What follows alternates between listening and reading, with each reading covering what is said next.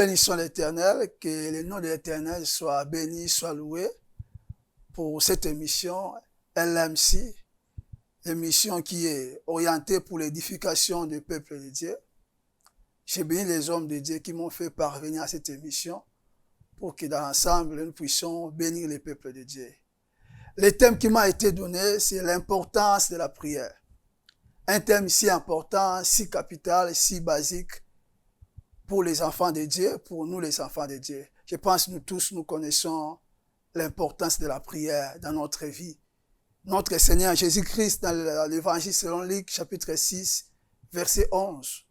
La Bible déclare, Jésus-Christ, il était là pendant la nuit, il priait. Pendant la journée, il priait. Donc, Jésus-Christ a donné l'importance vraiment à la prière. C'est lui notre modèle parfait. J'aimerais de prime abord, avant d'aborder notre sujet, l'importance de la prière, faire un petit aperçu. C'est un aperçu par rapport à la prière.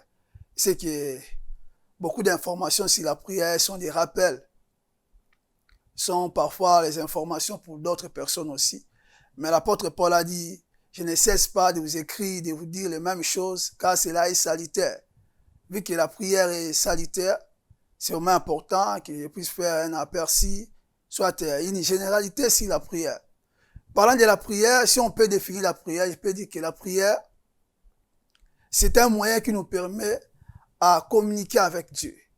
La prière, c'est le moyen de communiquer avec Dieu. Lorsque je parle de la communication, cette communication qu'on appelle la prière, ça peut être à un sens unique lorsque l'homme seul parle à Dieu. Ça peut aussi être à deux sens. Lorsque l'homme parle à Dieu, Dieu parle aussi à l'homme. Lorsqu'on parle du dialogue, c'est-à-dire tu parles à Dieu, Dieu te parle aussi. La prière, c'est le moyen de communication que l'homme peut disposer pour parler avec Dieu. Il peut aussi aller plus loin, donner encore une autre définition. Il peut dire la prière, c'est aussi l'art d'exercer l'autorité.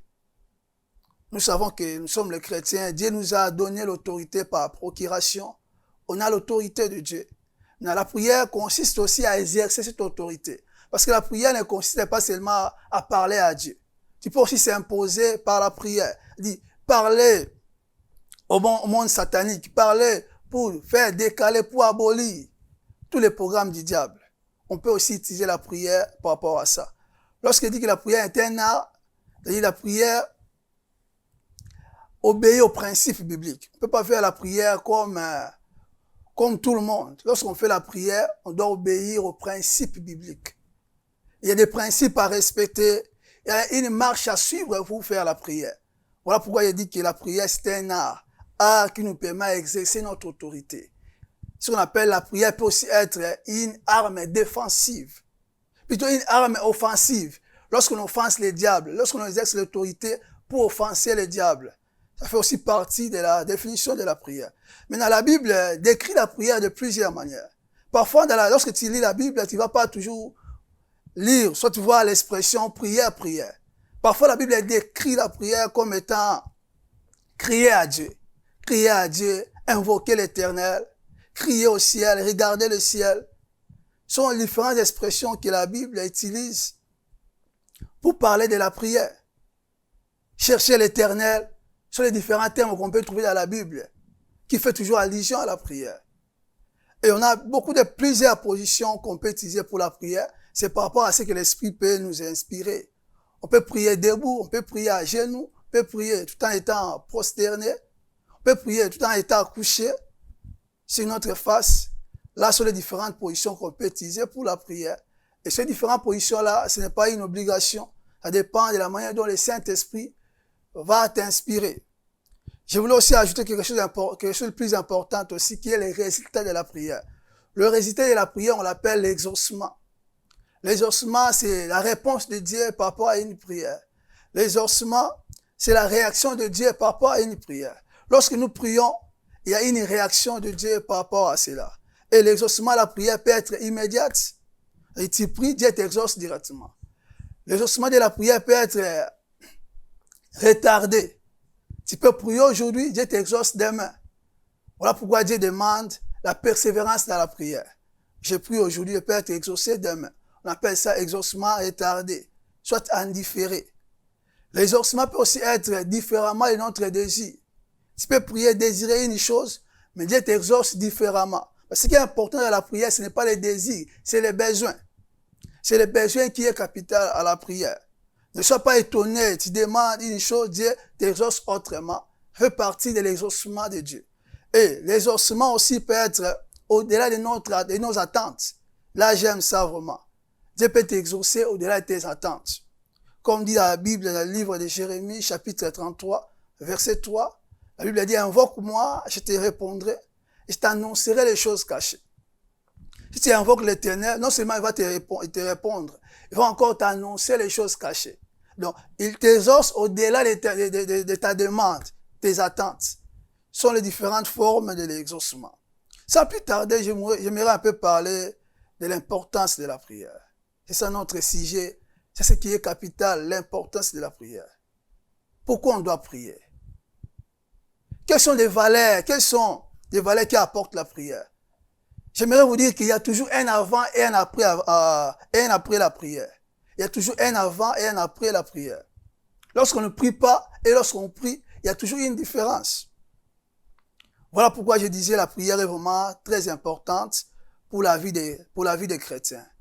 La première importance de la prière, je peux dire, la prière nous permet d'entretenir notre intimité avec Dieu. La vie chrétienne, le terme intimité avec Dieu, c'est vraiment important. Dans la famille chrétienne, on a plusieurs types de chrétiens. Il y a des chrétiens qui sont dans les rez-de-chaussée avec Dieu, qui sont comme au véranda avec Dieu. Il y a des chrétiens qui entrent au salon avec Dieu. Et il y a des chrétiens qui entrent dans la chambre avec Dieu. Et la chambre, c'est le lieu d'intimité. Comme dit la Bible, si tu veux prier, entre dans ta chambre. La chambre, c'est le lieu d'intimité. Je disais, la prière permet d'entretenir notre intimité avec Dieu. Ne sois pas un chrétien qui se limite seulement au salon. Ne sois pas un chrétien qui se limite seulement au véranda. Si tu veux être un chrétien qui entre dans la chambre, tu dois prier. Dans le terme intimité, on a des caractéristiques. La première caractéristique, c'est l'attachement réciproque. Lorsqu'on parle de l'intimité, on fait allusion de l'attachement réciproque. Lorsqu'on parle de l'intimité, on fait allusion à l'affection profonde et intime avec Dieu, celui qui est attaché de façon réciproque avec Dieu et celui qui a l'affection avec Dieu. Et la prière nous permet à s'attacher à Dieu. La Bible déclare, approchez-vous de Dieu et Dieu s'approchera de vous. Lorsqu'on s'approche de Dieu, Dieu doit automatiquement s'approcher de nous. Et on s'approche de Dieu que par la prière. La prière nous permet à s'approcher de Dieu pour développer l'intimité avec lui. Tu veux être attaché à Dieu, il faut développer ta vie de prière. Au fur et à mesure que tu pries, au fur et à mesure que tu es dans la présence de Dieu, tu développes l'attachement avec Dieu. Tu t'attaches à Dieu. Et tu vas réaliser ce principe biblique qui dit 1 plus 1 égale 1. Bien sûr, ce principe biblique est appliqué pour le mariage, qui dit l'homme quittera son père et sa mère, il s'attachera à sa femme et ils deviendront une seule chair. Ils seront plus deux, ils seront une seule chair. C'est de même lorsqu'on est intime avec Dieu, nous devenons un avec Dieu. Lorsque tu pries beaucoup, développe l'intimité avec Dieu, tu deviens attaché à Dieu, deviens un avec Dieu. La volonté de Dieu doit connaître ça automatiquement parce que tu portes Dieu en toi, tu deviens un à Dieu. Et deuxième importance de la prière nous permet d'imposer la vérité à la réalité. La prière nous permet d'imposer la vérité à la réalité. La Bible est la vérité. Les promesses de Dieu sont la vérité. Mais parfois dans la vie, on vit une autre réalité. Je voulais dire, parfois la réalité que nous vivons est contradictoire à la vérité de Dieu. Maintenant, lorsque tu pries, tu imposes la vérité à la réalité. Je vais donner un exemple. La Bible a dit, nous serons la tête et non la queue. C'est la vérité. Nous serons la tête et non la queue. Nous pouvons voir en réalité comme ça, nous ne sommes pas la tête. Nous sommes la queue, notre style de vie, notre façon de vivre. Ça ne représente pas la tête. Mais lorsque tu pries, tu vas imposer cette vérité-là. Toutes les vérités bibliques sont vraies. Mais c'est la prière qui nous permet à l'imposer. Si tu ne l'imposes pas par la prière, ça sera comme des slogans. Si tu ne veux pas que les vérités bibliques soient des slogans, il faut prier par rapport à ça. Prier par rapport aux vérités bibliques. Réclamer tes droits. Prier par rapport à ce que Dieu t'a dit. sont des vérités là qui seront imposées à la réalité. Ne sois pas à l'aise aussi longtemps, la réalité de la vie contredit la vérité. Par exemple, la Bible dit, dans le royaume de Dieu, dans la famille de Dieu, il n'y aura pas une femme qui avorte. C'est la vérité. Mais toi, tu constates, une fois qu'il y a une grossesse, il y a un avortement. C'est une réalité qui est contradictoire à la vérité. Pour imposer la vérité, il faut prier. Il y a beaucoup de promesses. La Bible a dit, il n'y a maintenant aucune condamnation pour ceux qui sont en Christ. C'est une vérité. Mais au seul temps, tu ne pries pas. Cette vérité sera comme un slogan. Et la prière nous permet à imposer cette vérité-là. Qu'il n'y a maintenant aucune condamnation pour ceux qui sont en Christ. Parfois, tu peux vivre une réalité contraire. Mais lorsque tu vas prier, tu vas imposer cette vérité. Si tu veux que la Bible puisse devenir une réalité dans ta vie, tu dois prier. Si tu veux réconcilier la vérité à ta vie, à une réalité, que la vérité devienne une réalité dans ta vie, tu dois prier. Tu peux lire la Bible, mémoriser le verset, avoir le verset, c'est bien. Mais si tu ne pries pas, le verset là n'aura pas le corps dans ta vie. Les versets là ne vont pas se manifester dans ta vie. Et la prière nous permet à réconcilier la vérité biblique à la réalité. Et d'autres importances encore de la prière est que la prière nous permet à établir la volonté de Dieu.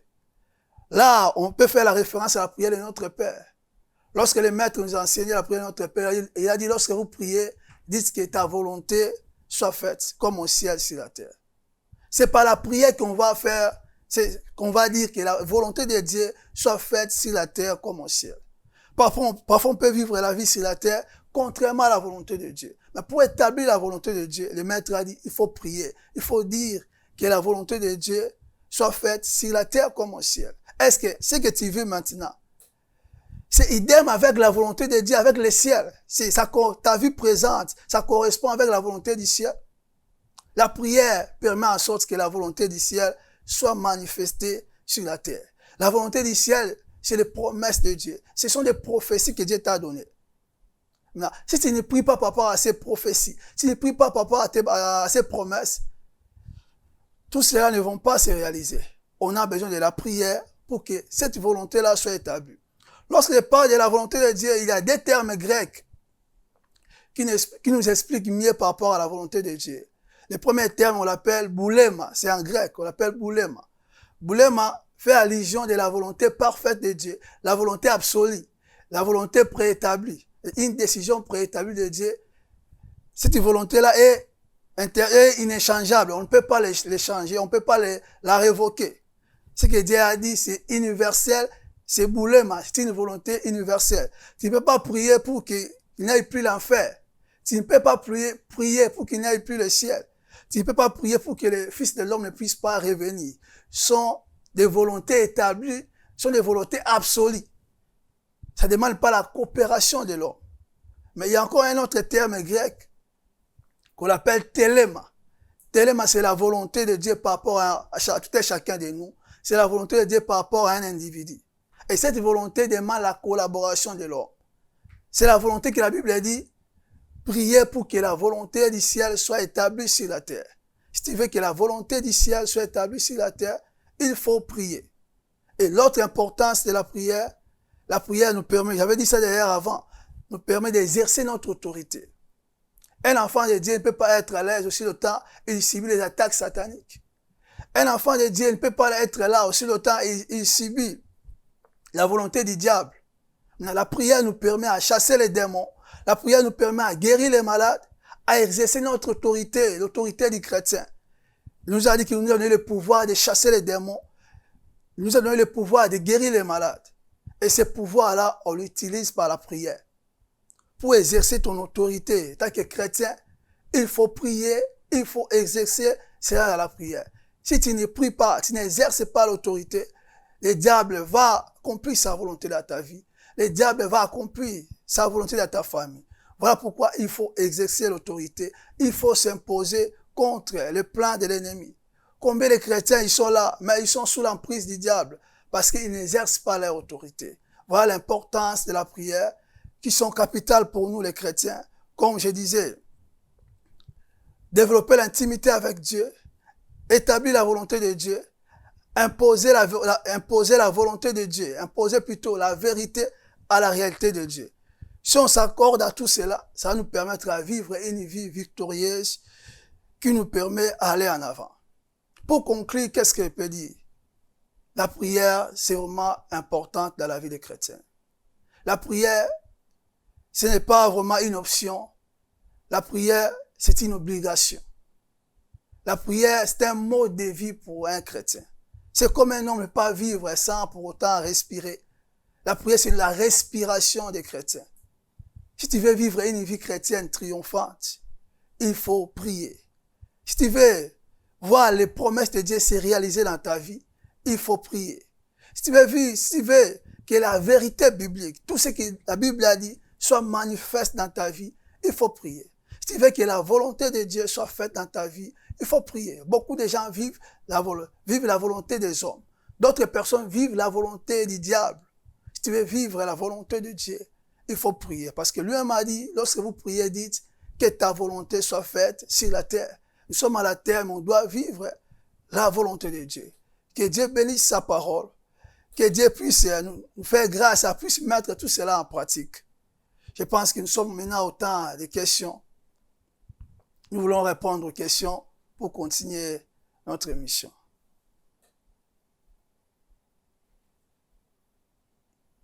C'est très important par rapport à la première question, l'importance de la prière dans la vie des chrétiens. Je peux dire, j'avais cité beaucoup d'éléments comme importance de la prière, mais ce qui est capital, la prière nous permet d'être en intimité avec Dieu. Tu ne peux pas être en intimité avec Dieu si tu ne parles pas beaucoup avec lui. Même entre nous les amis, si on ne parle pas beaucoup, l'intimité, l'amitié ne va pas se développer. Pour développer l'intimité avec Dieu, devenir un avec Dieu, il faut prier, il faut prier. Dieu comprend le langage de la prière. C'est ça vraiment l'importance capitale de la prière, qui est l'intimité avec Dieu, qui est vraiment très très important. Par rapport à la deuxième question, la Bible a dit, il n'y a maintenant aucune condamnation pour ceux qui sont en Christ. Maintenant, quelle est la place du combat par rapport à cette référence, par rapport à la grâce, le combat spirituel par rapport à la grâce? Je voulais dire que la grâce n'exclut pas le combat spirituel. La grâce n'exclut pas aux chrétiens d'exercer leur autorité. Sinon, ça sera contradictoire. Lorsqu'il a dit, je vous ai donné le pouvoir de marcher sur les serpents et sur les scorpions. Il savait déjà qu'il a inauguré la grâce. Pourquoi il a dit ça? Lorsqu'il a dit que aller chasser les démons, libérer les captifs. Pourquoi il a dit ça? Parce que lorsqu'on va pour libérer les captifs, chasser les démons, c'est un combat, c'est une lutte. Parce que les démons ne vont pas nous laisser comme ça, venez, libérez-moi. Non, c'est une lutte. Il y aura une résistance. D'ailleurs, la grâce donne la force. Parce que la grâce vient inaugurer le nom de Jésus-Christ. La grâce donne la force, la grâce met l'impact d'ailleurs à notre combat, à notre prière. Parce que la grâce dit ceci, nous combattons plus pour la victoire. Nous combattons plus pour avoir la victoire, nous combattons dans la victoire. C'est ça la grâce. La grâce a facilité la victoire. Jadis, la victoire était difficile, mais la grâce a facilité la victoire. Le combat spirituel a une place dans la grâce. Pourquoi on doit exercer ce que Dieu a dit, de marcher sur les serpents, de marcher sur les scorpions. On doit exercer le nom de Jésus-Christ, parce qu'il nous a donné un nom puissant. C'est que par la prière qu'on doit utiliser ce nom-là de Jésus-Christ. Et l'autre question est, par rapport à la troisième question, la négligence de la prière. C'est un péché ou un manque de connaissances. Je peux dire que la négligence de la prière, je peux l'orienter à deux volets. C'est un péché dans le sens où Dieu nous recommande, cela dit de manière impérative. Lorsqu'il a dit veillez et priez pour que vous ne puissiez pas tomber à la tentation. C'est un ordre. Veillez et prier, ce n'est pas une option. C'est un ordre. Qu'est-ce que le péché? C'est la transgression à la loi, la transgression à un ordre. Lorsque le maître a dit veillez, il te donne un ordre, c'est un impératif. veillez et priez pour que vous ne tombiez pas dans la tentation. Et toi, tu ne pries pas. Tu vas tomber dans la tentation. D'office, tu vas pécher automatiquement. Et ne pas prier, c'est aussi la négligence à la connaissance. Parce que la Bible, c'est la source de la connaissance. La Bible nous dit de prier. La Bible dit, si quelqu'un est dans la souffrance, qu'il prie. Quelqu'un parmi vous est dans la souffrance, qu'il prie. Si toi, tu n'as pas la connaissance, là, tu ne vas pas prier. Tu vas pleurer. La Bible ne dit pas que si quelqu'un est dans la souffrance, qu'il pleure. La Bible dit, si quelqu'un est dans la souffrance, qu'il prie. C'est une recommandation. C'est la connaissance révélée dans la prière. Les deux sont vrais. Ne pas prier, c'est passer à côté à la volonté de Dieu. Et c'est un péché. Ne pas prier, c'est la négligence aussi à la connaissance donnée par la Bible. Et l'autre question, si je peux la répondre. Oui, la prière est vraiment nécessaire pour que Dieu se manifeste. J'aime ce que la Bible dit. Jésus-Christ a dit, priez au maître de la moisson d'envoyer les ouvriers dans sa moisson. Lorsque je me dis cela, je suis un peu étonné. Comment lui-même est le maître de la moisson qu'il ne puisse pas envoyer les ouvriers directement? Il nous dit de prier au maître de la moisson. Dieu est là, prêt pour se manifester. Il attend aussi la part de l'homme qui est la prière. Parfois, lorsqu'on ne prie pas, on empêche Dieu à se manifester. Voilà pourquoi il cherche parmi nous un homme qui peut lever un mur. Pourquoi pas Dieu, tu agis directement, tu es seulement un homme? Parce que Dieu travaille toujours avec l'homme. L'homme est la méthode de Dieu. L'homme est l'instrument de Dieu. Il a dit, priez au maître de la moisson d'envoyer les ouvriers dans sa moisson. La prière nous permet de collaborer avec Dieu. Donc la prière permet Dieu à se manifester. Et l'autre question. Oui. Je peux dire la prière a subi une différence entre l'ancienne et la nouvelle alliance, soit l'ancien ou le Nouveau Testament. C'est vraiment une question capitale parce que ce qui influence la prière, c'est la connaissance. Avec la nouvelle alliance, on a beaucoup d'avantages par rapport à la prière, par rapport à l'ancienne alliance. Parce que ici, à la nouvelle alliance, nous prions avec la grâce de Dieu. Nous prions avec la grâce de Dieu. Nous prions avec le nom de Jésus-Christ. On a déjà l'avantage. On prie avec la grâce de Dieu. Deuxièmement, on prie avec le nom de Jésus-Christ. Par contre, l'ancienne alliance, il n'y avait pas le nom de Jésus-Christ. Il n'y avait pas la grâce. Il faut beaucoup d'efforts pour atteindre Dieu. Il faut aller à les temples. Il faut faire beaucoup de cérémonies pour atteindre Dieu. Maintenant, à la nouvelle alliance, on a beaucoup d'avantages. Pourquoi? À n'importe quel lieu, tu peux t'agenouiller. Il dit, ce n'est plus dans la montagne. Vous voyez, c'est maintenant en esprit et en vérité. Dans n'importe quel lieu, je peux me genouiller pour invoquer l'Éternel. Mais à l'ancien temps, il faut beaucoup de cérémonies pour entrer dans les saints des saints. Pour que Dieu te pardonne, il faut amener une offrande, il faut beaucoup de cérémonies. Maintenant, nous, on utilise l'offrande universelle, l'offrande de Jésus-Christ. Nous, on a l'avantage de la nouvelle alliance. Pourquoi? Le voile du temple a été déjà déchiré. On peut entrer dans les saints des saints, on a les libre accès. Le mur a été déjà écoulé. Or, dans l'ancienne alliance, il faut seulement faire des cérémonies, tout ça. Voilà l'avantage de la nouvelle alliance. Voilà un peu une différence entre la prière dans l'ancienne alliance et dans la nouvelle alliance. Parfois, dans l'ancienne alliance, il faut chercher Moïse pour intervenir. Mais ici, à la nouvelle alliance, nous sommes libres. Tout le monde, quiconque invoquera le nom de l'Éternel sera sauvé. Et le voile du temple a été déchiré. On a le nom de Jésus. On a l'offrande universelle. On n'a plus besoin d'aller porter l'agneau. L'agneau a été déjà immolé. On n'a plus besoin d'un animal pour qu'on nous soit exaucés. On a besoin du nom de Jésus-Christ. Que Dieu soit béni vraiment pour ces questions capitales. La question du jour est que, en écoutant cette exhortation, quelle sera notre réaction par rapport à ça? Parce que la Bible déclare, vous êtes errés en écoutant ces choses, pourvu que vous les pratiquiez. La Bible nous demande pas que nous soyons des auditeurs oubliés. La Bible nous recommande d'être des pratiquants de la parole de Dieu. Quelle est la pensée de Dieu par rapport à cette émission? La pensée de Dieu est que nous puissions bénéficier de l'importance de la prière.